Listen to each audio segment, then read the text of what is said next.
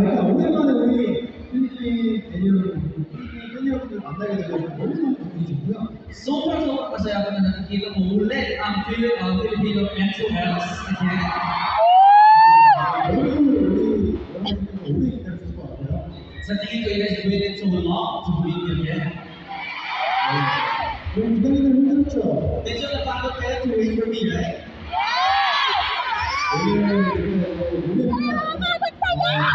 Napagod pero okay lang. It's not just music performance, pero na-prepare din ang bench team yung mga iba't ibang games. Kaya gusto ko ipakita ang different sides of cricket sa mga bananyaw.